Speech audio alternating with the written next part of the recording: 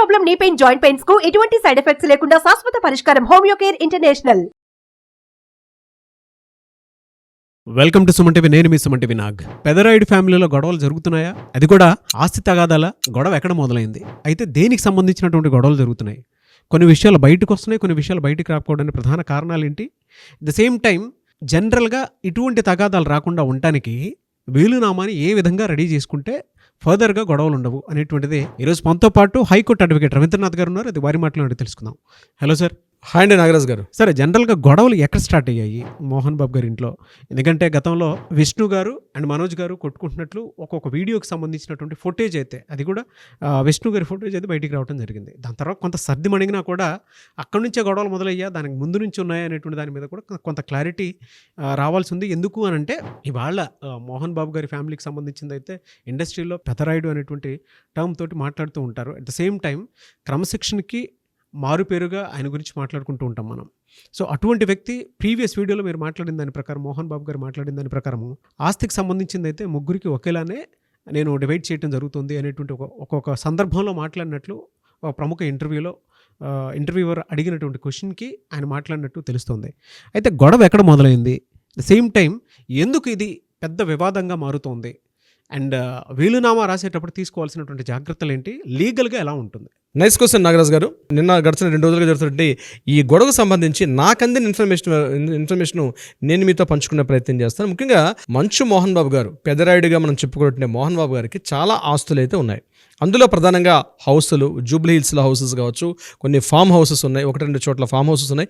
ఇది కాకుండా ప్రధానంగా నిత్య ఆదాయ వనరైనటువంటి శ్రీ విద్యానికేతన్ స్కూల్ కూడా ఆయనకుంది. అయితే ఈయన గడిచిన ఒక 6-7 ఇయర్స్ బ్యాకే తన ప్రాపర్టీస్ అందరినీ కూడా 3 పిల్లలకు కూడా ఈక్వల్ పార్ట్స్గా అందరికీ డిస్ట్రిబ్యూట్ చేసేసారని అయితే మనకు అందిన సమాచారం మేరకు. ఇందులో ప్రధానంగా జూబ్లీ హిల్స్ ఫిలిం నగర్ రోడ్లో ఉన్నటువంటి ఏదైతే హౌస్ ఉందో అది లక్ష్మీ ప్రసన్న గారికి ఆల్రెడీ ఇవ్వడం జరిగింది.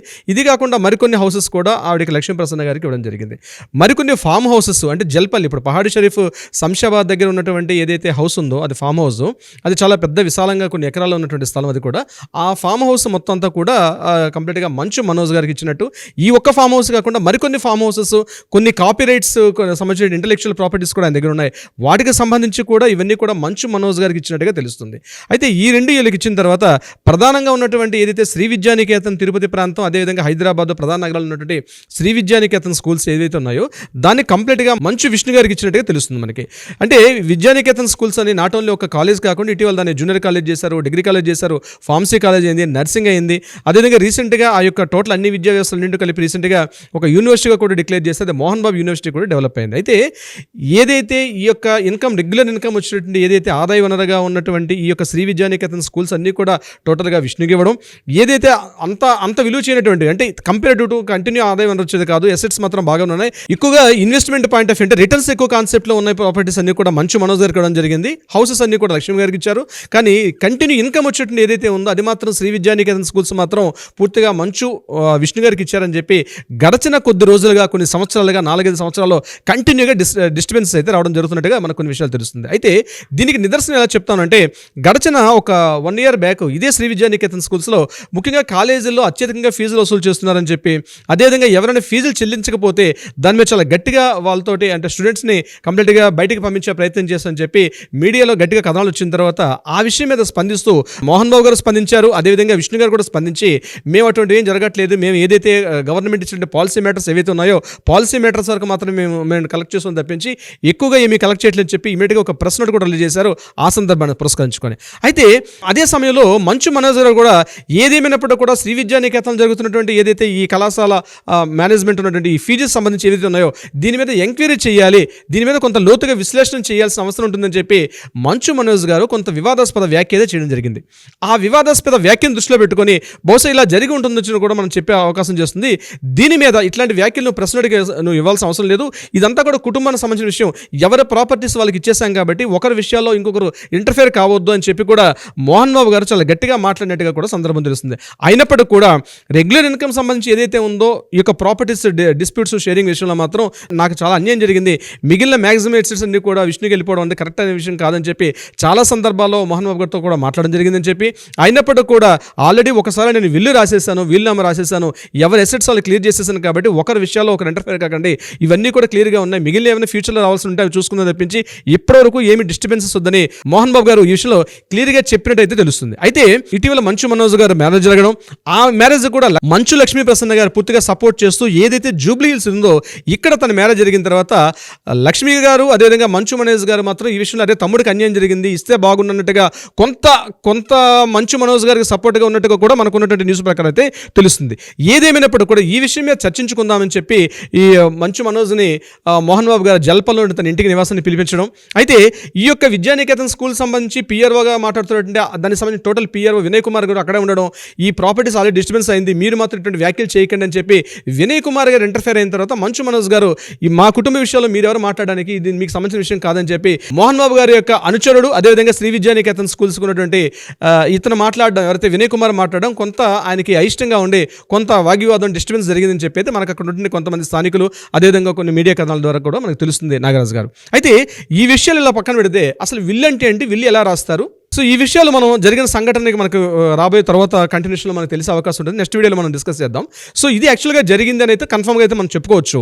అసలు విల్ ఎలా ఉంటుంది, విల్లు రాసే ప్రక్రియ ఎలా ఉంటుంది అనే విషయం మీద నేను మీకు లీగల్ పాయింట్ ఆఫ్ వ్యూ కొంత వివరించే ప్రయత్నం చేస్తాను. ముఖ్యంగా విల్ అనేది ఇండియన్ సక్సెషన్ యాక్ట్ అంటే హిందూ వారసత్వ హక్కు చట్టం 1925-1956 ప్రకారం ఒక ప్రాపర్టీ తనకు ఉన్నటువంటి ప్రాపర్టీ ఏదైతే ఉందో విల్ అంటారు, వీలునామా అంటారు తెలుగులో, ఆ విల్లు రాసే హక్కు ఉంటుంది ఆ ఎవరికైతే ప్రాపర్టీ ఓనర్స్ ఉంటారో. సో ఇక్కడ కూడా రెండు రకాలుగా ఉంటుంది విల్లు రాసే ప్రక్రియలో కూడా.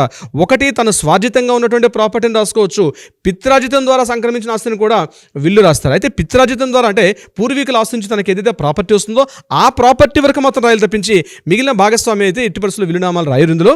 ఇక్కడ ఈ విషయానికి వచ్చినట్లయితే మోహన్ బాబు గారు బహుశా విల్లు తను ఏదైతే మనకు తెలిసి వీళ్ళ ఫాదర్ నారాయణ స్వామి నాయుడు గారు జస్ట్ ఓన్లీ ఒక టీచర్ కాబట్టి మ్యాక్సిమం ఈ రోజు కనిపిస్తుంటే 100,000 కోట్ల ఆస్తి ఏదైతే ఉందో తన స్వార్జితం అయితే మనకి క్రిస్టల్ క్లియర్గా తెలుస్తుంది.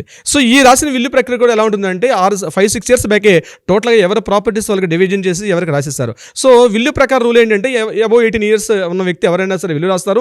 ఆ విల్లు రాసే ప్రక్రియలో కూడా ఎవరెవరికి ఎంతెంత భాగస్వామి ఇవ్వాలి అంటే ఉన్న స్థిరాస్తులు, చరాస్తులు, బంగారం అన్నీ కూడా, bank deposits, locker loan amounts total అంతా కూడా స్థిర చరాస్తులు అన్నీ కూడా రాస్తారు. బ్యాంకులో ఉన్నటువంటి ప్రెజెంట్ అమౌంట్ నుంచి కూడా అన్ని కూడా రాస్తారు. కానీ భవిష్యత్తులో వచ్చేటటువంటి ఇన్కమ్స్ ఏవైతే ఉంటాయో అవి మాత్రం ఎక్కడ కూడా విల్లులో రాసే ప్రక్రియ అయితే ఉండదు. డెఫినెట్గా ఉన్నటువంటి ప్రెజెంట్ ఆస్తులకు రాస్తారు, ఆస్తికి సంబంధించినటువంటి రూల్స్ అండ్ రెగ్యులేషన్స్ ప్రకారం రాస్తారు. ఆ విల్లు ప్రొసీజర్ ప్రకారం కూడా ఒక అడ్వకేట్ ఉంటారు, అడ్వకేట్ పక్కన పెట్టుకొని యాజ్ పర్ లీగల్ అంటే ఎటువంటి ఇష్యూస్ లేకుండా డిస్ప్యూట్స్ లేకుండా రాసే ప్రక్రియ అయితే ఉంటుంది. అయితే ఇక్కడ చాలా మందికి వచ్చే డౌట్, ఒకసారి విల్లు రాసేసిన తర్వాత మళ్ళీ దాన్ని కరెక్షన్ చేసుకునే అవకాశం ఉంటుందా? బహుశా ఇప్పుడు జరుగుతున్న ఇష్యూ ప్రకారం మనం మాట్లాడుకోగలిగితే దాన్ని కొలిసిల్ విల్ అంటారు. అంటే దాన్ని మళ్ళీ రద్దుపరచుకోవచ్చు, దాన్ని మళ్ళీ కరెక్షన్ చేసుకునే అవకాశం ఉంటుంది. ఒకసారి ప్రాపర్టీస్ని వాళ్ళకి రిజిస్ట్రేషన్ చేసిన తర్వాత కోర్టు త్రూగా మాత్రమే మళ్ళీ విల్ని కరెక్షన్ చేసుకునే అవకాశం ఉంటుంది తప్పించి ప్రెజెంట్ దాన్ని ఇమీడియట్గా కరెక్షన్ చేసుకునే అవకాశం అయితే ఉండదు. అది ఒకవేళ భార్యాభర్త ఇద్దరు అంటే ఎవరైతే రాస్తున్నారో కో అప్లికెంట్ అనేటువంటి విల్లు అంటే ప్రాపర్టీ ఓనర్, ఇప్పుడు నిర్మలాదేవి గారు కూడా మోహన్ బాబు గారితో పాటు పార్ట్నర్ ఉన్నారు, ఆవిడ కూడా వైఫ్ కాబట్టి విల్లు రాసే ప్రక్రియలో నిర్మలాదేవి గారు కూడా ఒక పార్టీ అయితే ఉంటారు ఖచ్చితంగా. ఇది మంచు మనోజ్ గారి విషయంలో మరి ఓన్లీ ప్రాపర్టీస్ అన్నీ కూడా ఓన్లీ మంచు మోహన్ బాబు గారి పేరు ఉన్నాయా లేకపోతే నిర్మలాదేవి గారి మీద ఉన్నాయండి, అది వాళ్ళ సొంత విషయం కాబట్టి మనకి లీగల్గా బయటకు వస్తే విషయం తెలియదు. సో నిర్మలాదేవి గారి ప్రాపర్టీస్ రాశారా లేకపోతే అంతకుముందు ఉన్నటువంటి వీళ్ళ మదర్ చనిపోయినట్టు ఇంతకు ముందు మదర్ ఉన్నారు విద్యాదేవి గారు, విద్యాదేవి మీద ఉన్న ప్రాపర్టీస్ ఎవరికి రాశారు, అసలు ఇష్యూ ఎక్కడ వచ్చింది అంటే బతికున్న వాళ్ళ ప్రాపర్టీస్ రాయాలా, చనిపోయిన వ్యక్తుల యొక్క విల్లు కూడా రాసే అవకాశం ఉంటుందా, ఆ హక్కులు ఎవరికి చెందుతాయండి పూర్తిగా కోర్టు పరిధిలో ఉంటుంది. ఆ కోర్టు డిసైడ్ చేస్తుంది. అంటే ఏమైనా అబ్లిగేషన్స్ అంటే ఇష్యూస్ రేజ్ అయినట్టు మాత్రమే కోర్టు పరిశీలన వస్తుంది. అయితే ఆ విల్లు రాసే ప్రక్రియ కూడా చాలా సిస్టమేటిక్గా రాయాల్సి వస్తుంది నాగరాజు గారు. ఇద్దరు సాక్షులు మ్యాండేటరీగా కంపల్సరీ ఉండాలి, వాళ్ళు కూడా 18 ఇయర్స్ అబౌవ్ 18 ఇయర్స్ ఉండాలి, వాళ్ళ స్వదస్తూరిత రాయాలి, వాళ్ళ ఓన్ ఎక్కువగా టైపింగ్ చేసిన కూడా సంతకం పెట్టవచ్చు. కానీ 99% విల్ అనేది వాళ్ళ సొంత ఓన్ హ్యాండ్ రైటింగ్తో రాస్తేనే, స్వదస్తూరిత రాస్తేనే చాలా 100% దానికి వ్యాలిడిటీ ఎక్కువ ఉంటుందన్నమాట. ఇది కాకుండా సెక్షన్స్ మనకి 23-24 ప్రకారం ఈ విల్లుని కూడా మనం ఫైట్ చేసే అధికారం ఉంటుంది మనకి యాక్చువల్ లీగల్గా. కానీ ఈ రాసే ప్రక్రియలో వారసత్వ భాగాలు నాకు ఇంత రావాలి, నాకు ఇంత రాకుండా మా నాన్నగారు ఇంత రాశారని చెప్పే హక్కు మాత్రం ఎట్టి పరిస్థితుల్లో మాత్రం పిల్లలకైతే లేదు. ఒక వీలునామా రాసే వ్యక్తి తన స్వార్జితమైన ప్రాపర్టీ ఏదైతే రాస్తారో దానిని ఎవరెవరికి ఇవ్వాలనేది తన యొక్క పూర్తి హక్కు. అది ఒక పర్సన్కి ఎక్కువ ఇవ్వచ్చు, ఒక పర్సన్ తక్కువ ఇవ్వచ్చు, కానీ ఆ అన్నయ్యకి ఎందుకు ఎక్కువ ఇచ్చావు, నాకెందుకు తక్కువ ఇచ్చా అని చెప్పి అడిగే హక్కు పిల్లలకైతే ఎట్టి పరిస్థితుల్లో కూడా లేదు. అది కేవలం పూర్వీకుల ఆస్తి నుంచి వచ్చేటప్పుడు మాత్రం అడిగే హక్కు ఉంటుంది తప్పించి తండ్రి యొక్క స్వార్జితపు యొక్క ప్రాపర్టీ విలుపూర్వకంగా రాసినప్పుడు మాత్రం ఎట్టి పరిస్థితుల్లో కూడా పిల్లలకి అడిగే హక్కు అయితే లేదు. ఒకరికి ఎక్కువ కావచ్చు, ఒకరికి తక్కువ కావచ్చు, మనవలకి ఇచ్చారా, మనవరాలకి ఇచ్చారా, ఎవరెవరికి ఏమి ఇచ్చారు. అయితే నాకు తెలిసి మోహన్ బాబు గారు అలాంటి ఒక క్రమశిక్షణ కలిగిన వ్యక్తి, ఒక డిసిప్లిన్కి మారుపేరుగా నిలబడిన వ్యక్తి అయితే డెఫినెట్గా కాంట్రవర్షియల్గా అయితే చేసే అవకాశం ఉండదు. చిన్న కొడుకని పెద్ద కొడుకని కాకుండా అందరికీ ఈక్వల్గా పార్ట్స్ రాసిస్తానని చెప్పి గతంలో చేసిన వీడియోకి మనం ఒక ఎగ్జాంపుల్గా తీసుకుంటే ఎవరెవరికి ఏమేమి రాయాలో రాసి ఉంటారు. కానీ ఇక్కడ మంచు మనోజ్ గారు మనకు అందిన ఇన్ఫర్మేషన్ ప్రకారం నాకు శ్రీ విద్యానికేతన్లో 1% షేర్ హోల్డింగ్ కూడా మనకు మంచు మనోజ్ గారికి లేదు.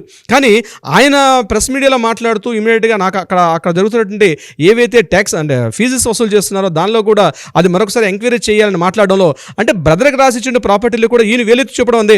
అది సహించినట్టు మోహన్ బాబు గారు బహుశా ఇద్దరిని కూర్చోబెట్టి కొంత సముదాయించే ప్రయత్నం చేసి ఉండొచ్చు. కానీ మంచు మనోజ్ గారు మాత్రం మ్యాక్సిమం ఇన్కమ్ వచ్చేవన్నీ కూడా అన్నయ్యకి ఇచ్చేసావు కాబట్టి నాకు అందులో షేర్ కంపల్సరీ ఇవ్వమని చెప్పి గట్టిగా మాట్లాడుతున్నట్టుగా తెలుస్తుంది అక్కడ మనకు అందిన కథనాల ప్రకారం. కానీ మోహన్ బాబు గారు సస్యమీర్ అంటున్నారు. ఎందుకంటే ఆల్రెడీ ప్రాపర్టీ డిస్ట్రిబ్యూట్స్ అన్ని చేసేస్తాను ఇవన్నీ కూడా అనుకోకుండా ఇప్పుడు మోహన్ బాబు యూనివర్సిటీగా మారింది. ఎప్పుడైతే ఆ మోహన్ బాబు యూనివర్సిటీగా రీసెంట్గా గడిచిన కొద్ది నెలల క్రితమే ఎప్పుడైతే అప్గ్రేడ్ అయిందో దాని మీద వివాదం రాజుకున్నట్టుగా తెలుస్తుంది.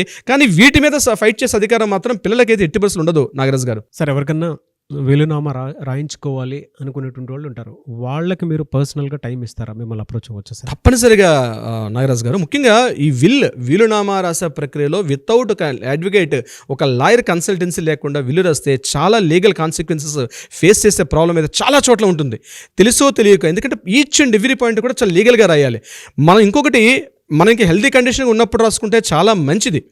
ఆ విల్లుని ఒక కన్సల్ట్, ఒక రిజిస్ట్రేషన్ చేసుకోవడం, ఒక అడ్వకేట్ కన్సల్టెన్సీలో పెట్టుకోవడం, ఇవన్నీ కూడా చాలా ఇంపార్టెంట్. సో దీనికి సంబంధించి ఎవరైనా న్యాయ సలహా సంప్రదింపులు కావాలంటే తప్పనిసరిగా కింద స్కూల్ అవుతున్న నెంబర్ని కాంటాక్ట్ చేయగలిగితే డెఫినెట్గా మన లీగల్ టీం వాళ్ళకి అప్రోచ్ అవుతారు. దానికి సంబంధించిన పూర్తి వివరాలు కూడా అందించే ప్రయత్నం చేస్తారు నాగరాజ్ గారు. చూద్దాం ఏ విధంగా ఉంటుంది అనేది. Anyways, thank you so much Ravindranath గారు. Thank you so much Nagaraj గారు.